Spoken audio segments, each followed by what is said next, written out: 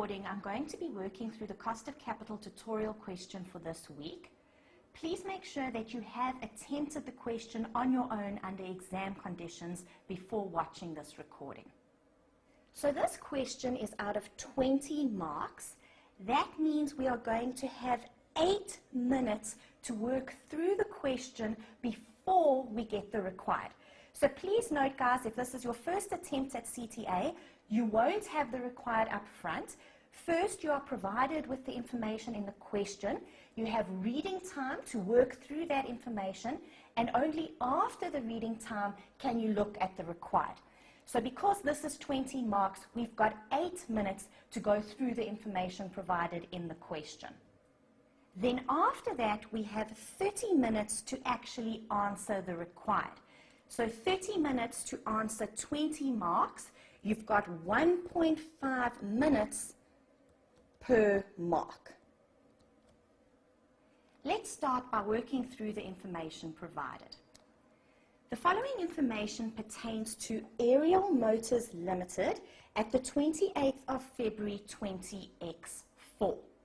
They have ordinary share capital and share premium, other reserves, 9% preference shares, 15% debentures, a long-term loan, and a bank overdraft. Now guys, please note, other reserves belong to the shareholders of the company and are therefore part of equity. So the total of your ordinary share capital, share premium, and all other reserves is going to be classified as equity. Aerial Motors has an authorized ordinary share capital of 500,000 shares, of which 300,000 are in issue. Okay, so we are not worried about the authorized share capital. We are worried about the number of shares that they actually have in issue. There are 300,000 ordinary shares in issue. The fair rate of return on ordinary share capital is 22%. Now guys, if that is the fair rate of return for the ordinary shareholders, so that's the return that they want on the investment, that is going to be the cost of equity if we look at it from the company's perspective. So the cost of equity is going to be 22%. A dividend of 18 Rand per share was recently paid, and dividends are expected to grow by 5% per annum. So if a dividend of 18 Rand per share was recently paid, that is going to be D0, the dividend today or the dividend now. Remember, D1 is your future expected dividend. So if the dividend that was recently paid is 18 Rand, that is D0. So in this first paragraph, we are given information relating to the equity or the share capital of Aerial Motors Limited. Then in the next paragraph, there are 50,000 preference shares in issue with a par value of 100 Rand each. So you can see that above. This 5 million Rand is made up of 50,000 preference shares with a par value of 100 Rand each. The preference shares mature in 4 years' time at a 5% premium. So guys, if they mature in 4 years' time, that means they are going to be redeemed in 4 years' time. So we are dealing with redeemable preference shares. And this is very important because you'll remember from our lecture, preference shares can either be non-redeemable or preference shares in perpetuity, redeemable or convertible. And your calculation is going to change depending on whether it's non-redeemable, redeemable, or convertible. So up front in a question, it's important for you to identify what type of preference share you are dealing with. So we are dealing with redeemable preference shares. There'll be preference shares for the next 4 years, and you'll pay dividends on those preference shares for the next 4 years, and then they will be redeemed at the end of that 4-year period at a premium of 5%. So we are told that preference dividends are payable annually in arrears, so at the end of each year, and they are currently priced at 104 Rand each. So if they are currently priced at 104 Rand each, that is my current market value or my present value.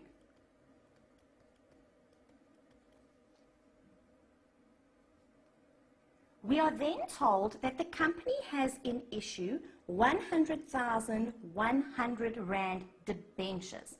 So again, if we look above, we've got 15% debentures, and this Rand value is made up of 100,000 debentures with a value of 100 Rand each. Now please note, before we move on, this 15% over here, it's a 15% debenture. That means the debenture is going to carry interest at a rate of 15%. So that 15% is my coupon rate, which I'm going to use to calculate my interest cash flow.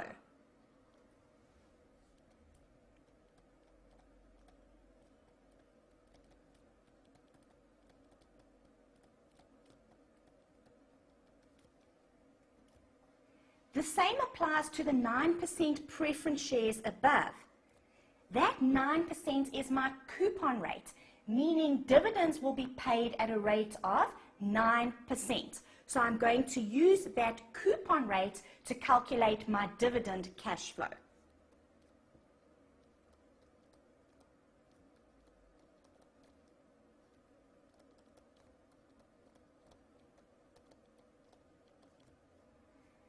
The debenture holders have the option of converting the debentures at the end of 3 years into 60,000 ordinary shares or continue with the existing debentures. So guys, please note we are dealing with a convertible debenture. So the company will pay interest on the debentures for the next 3 years, and at the end of the 3-year period, the debentures will either convert into ordinary shares or they will continue as debentures. So once again, it's important to identify, is it a non-redeemable debenture or a debenture in perpetuity? Is it a redeemable debenture or is it a convertible debenture? Because your calculation is completely different depending on what we are looking at. So over here, we are dealing with a convertible debenture. We are told that similar debentures are currently trading at a 20% yield to maturity. So please note the 15% that you were given above. That is your coupon rate, which you are going to use to calculate your interest cash flow. On the other hand, this yield to maturity on similar debentures is going to be your cost of debt, because that is the market-related rate or the rate of similar debentures. And remember, we use the cost of debt when we are trying to calculate the market value. So this will be used as our discount rate when we are calculating the market value. Do not confuse those two rates. If you are confused, then you've completely missed everything that I covered in the lecture. In the lecture, I clearly explained the difference between the coupon rate and the cost of debt. So you must be comfortable with those two different rates. We are then given information relating to the long-term loan.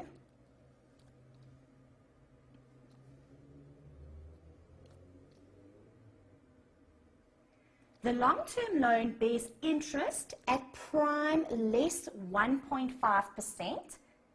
The loan was obtained for an original amount of 12 million Rand on the 1st of March 20X2 and is repayable in 8 equal biannual installments comprising of interest and capital.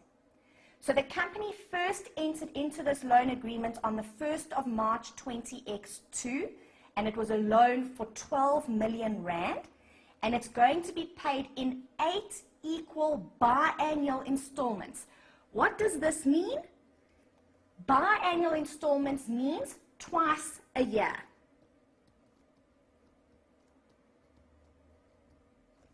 So it's a 4-year period. They'll make payments twice a year, giving us a total of 8 payments.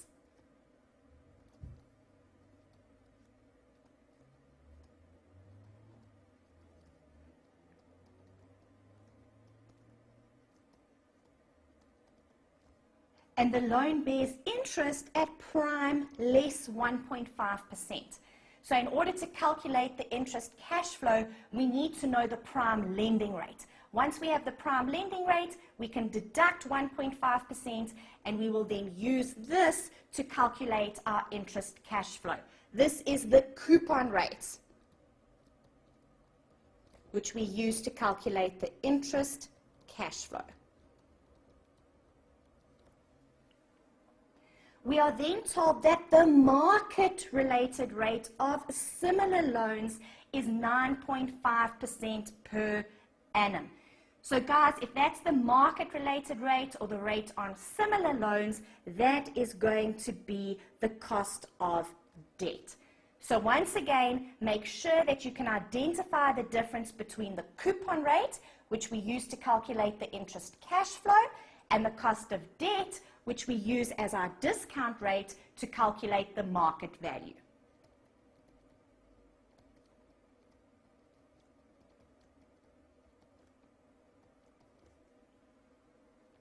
The loan qualifies as an instrument, and interest is deductible in terms of Section 24J of the Income Tax Act. So please remember from our lecture, if interest is deductible in terms of Section 24J, that means we get the interest deduction as it accrues over the period.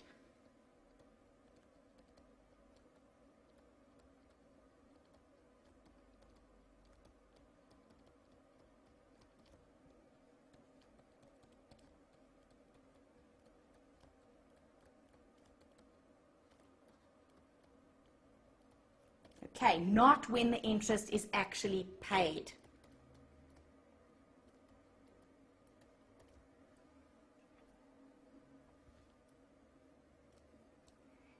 Then lastly, we are given information relating to the company's bank overdraft. So they have a bank overdraft of 500,000 rand. The bank overdraft is used as short-term finance on an ad hoc basis according to daily operational requirements. Interest on the overdraft accrues at a market-related rate of 12%. Now guys, please note, if we are required to calculate the weighted average cost of capital for a company, that is a long-term calculation. So we only include permanent sources of capital in that calculation.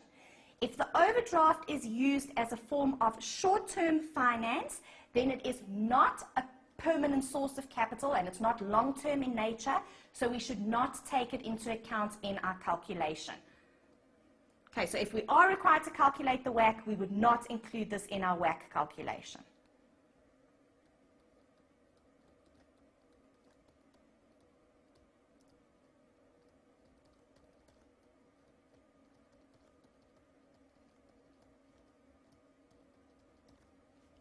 Then lastly, we have additional information. The prime interest rate is equal to 10%. So above, we needed the prime interest rate in order to calculate the interest on the long-term loan. So prime is 10%, and the company tax rate is 28%. All right, so that's what you need to do in the reading time, guys. You're not just reading through the information. As you read through the information, you need to make sense of what you've been given so that you actually understand everything. So that by the time you get to the required, you already have a thorough understanding of the information provided. Okay, so it's not just high-level reading, it's detailed reading. You're making notes as you go, and you're making sense of the information. Then after you've read through the information provided, we can now look at the required. So for this question, we need to calculate the weighted average cost of capital for Aerial Motors Limited for the year ended 28 February 20x4. So we're going to calculate the weighted average cost of capital, and please note in these questions, dates are extremely important. So we need the WACC at the 28th of February 20x4.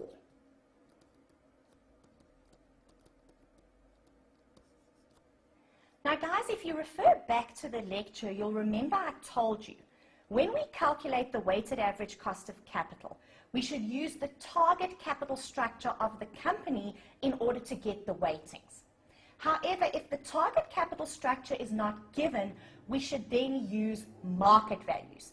Now you would have seen when we read through the information provided in this question, we were not provided with the target capital structure of the company, meaning that we need to use market values to get our weighting. So when we are looking at all of the different types of finance, for each type of finance, we are going to have to calculate the cost, and we are also going to have to calculate the market value. And once we have the cost and the market value for everything, we can then calculate the weighted average cost of capital. All right, so please note that's very important. If the target capital structure is given, the calculation is much easier because then you don't need to calculate market values, you just use the target capital structure. If the target capital structure is not given, you need to calculate market values. So first, let's start with the ordinary equity for Aerial Motors Limited.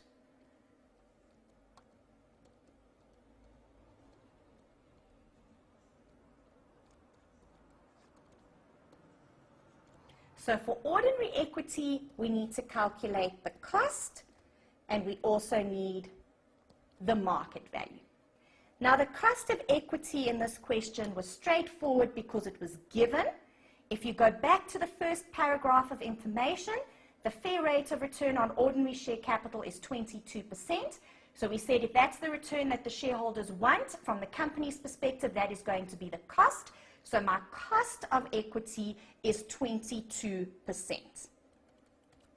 We then need to calculate the market value. Now, in this question, we were given enough information to calculate the market value using Gordon's dividend growth model, because we have the current dividend, or D0, is 18 Rand. We know that dividends are expected to grow by 5% per annum, so that is my growth rate. So we've got the dividend, we've got the growth rate, and we also have the cost of equity. So if I want to calculate the market value or the present value using Gordon's dividend growth model, I take my future expected dividend, or D1, and I divide by the cost of equity less growth. So if the current dividend is 18 Rand, that is D0. If I want D1, or the future expected dividend, I just need to grow that by 5%. So increase it by 5%. So either add 5% or multiply by 1.05 so that you can get D1. Then my cost of equity is 22% and my growth rate is 5%. Please note this must be constant growth in perpetuity.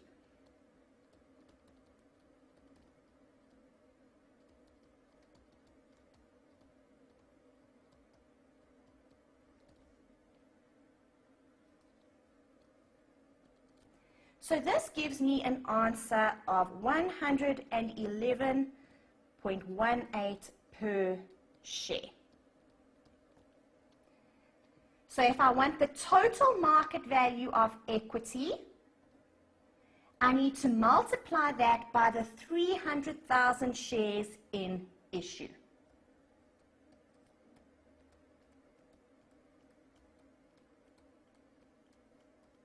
So the total market value is 33,354,000.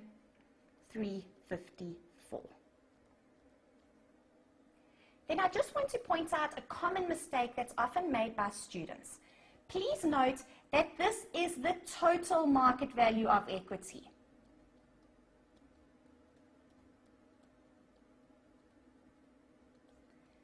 Often, what students want to do is take the value that they've calculated and then still add the value of the other reserves to that. So the mistake that they are making is thinking the value that you've calculated just relates to your ordinary share capital and your share premium. So you still need to add the other reserves to get the total value of equity. Please note that that is completely incorrect.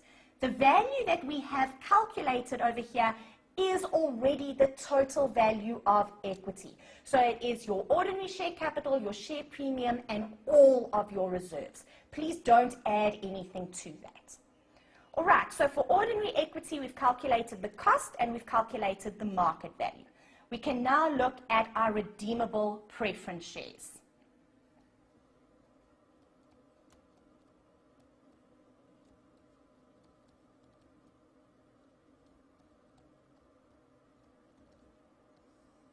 And once again, we need to calculate a cost, and we also need to calculate the market value.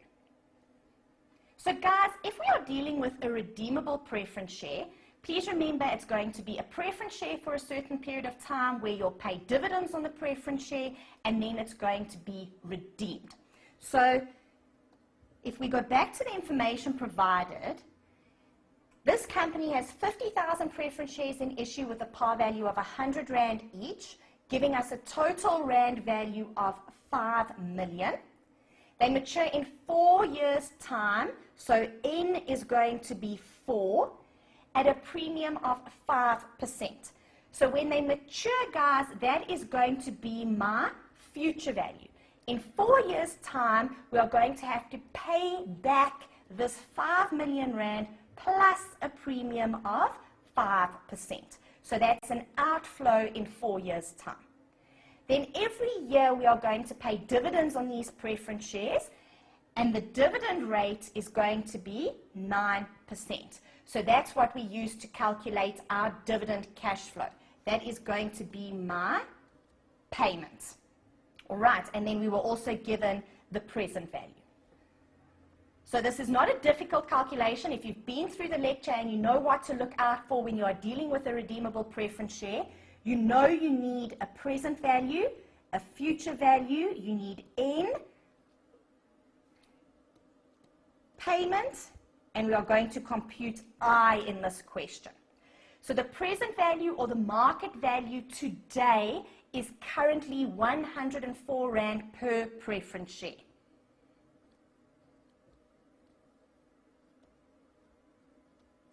And we've got 50,000 preference shares in issue, so that gives me a value of 5.2 million Rand today.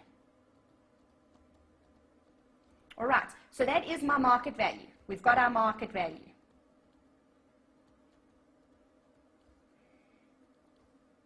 N is going to be 4 because they mature in 4 years' time. The future value is going to be the amount that they are redeemed for. So they are going to be redeemed at a premium of 5%. So we've got 50,000 preference shares with a value of 100 Rand each, giving me 5 million Rand. They won't be redeemed at par. If they are redeemed at par, then they'll be redeemed at 5 million Rand. But they are redeemed at a 5% premium, meaning they are going to be redeemed for 5,250,000. Then over the next 4-year period, we are going to pay dividends on these preference shares at a rate of 9%. This is what I use to calculate my dividend cash flow. So this is always based on the par value of the preference share, so it's the 5 million Rand. You never take into account any premium or any discount on issue or on redemption. It's always based on the par value. So there's a par value of 5 million Rand. We have a coupon rate of 9%, meaning that they will pay annual dividends of 450,000 Rand on these preference shares. You can then input that all into your financial calculator and you can solve for I, and this is going to give you an answer of 8.86%. So please note, guys, by solving for I, you have now calculated the cost of the preference share. So the cost is 8.86%. What they could have done differently, instead of giving you the present value and expecting you to calculate the cost, they could have given you the cost. So they would have told you that the market-related rate on similar preference shares is 8.86%. You then have the cost of the preference share, and you would then have to calculate the market value. So remember from our lecture, the one is given and the one is unknown, and you're always solving for the unknown.